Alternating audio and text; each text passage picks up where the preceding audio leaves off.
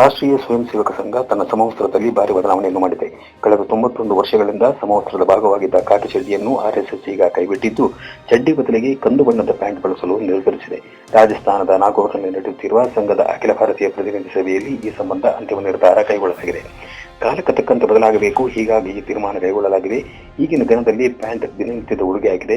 ಜೊತೆಗೆ ಕಂದು ಬಣ್ಣದ ಬಟ್ಟೆ ಸುಲಭವಾಗಿ ಲಭ್ಯವಿರುವುದರಿಂದ ಅದನ್ನು ಆಯ್ಕೆ ಮಾಡಲಾಗಿದೆ ಎಂದು ಆರ್ಎಸ್ಎಸ್ ಪ್ರಧಾನ ಕಾರ್ಯದರ್ಶಿ ವೈಯಾಜಿ ಜೋಶಿ ಹೇಳಿದ್ದಾರೆ. ದೇವಾಲಯಗಳಿಗೆ ಪ್ರವೇಶ ನೀಡಿದಂತೆ ಮಹಿಳೆಯರಿಗೆ ನಿರ್ಬಂಧ ವಿಧಿಸುವುದು ನ್ಯಾಯಸಮ್ಮತವಲ್ಲ. ದೇವಸ್ಥಾನದ ಮಂಡಳಿಗಳು ಈ ಬಗ್ಗೆ ತಮ್ಮ ಮನೋಸ್ಥಿತಿಯನ್ನು ಬದಲಿಸಿಕೊಳ್ಳಬೇಕು ಎಂದು ವೈಯಾಜಿ ಹೇಳಿದ್ದಾರೆ. ಒನ್ ಇಂಡಿಯಾ ಕನ್ನಡದಿಂದ ಬಾಲರಾಜ್ ತಂತ್ರಿ.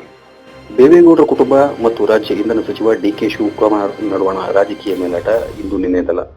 ಅದೆಷ್ಟೋ ಬಾರಿ ವೈಯಕ್ತಿಕ ಮಟ್ಟಕ್ಕೂ ಹೋಗಿರುವ ಉದಾಹರಣೆಗಳು ನಮ್ಮ ಮುಂದಿವೆ.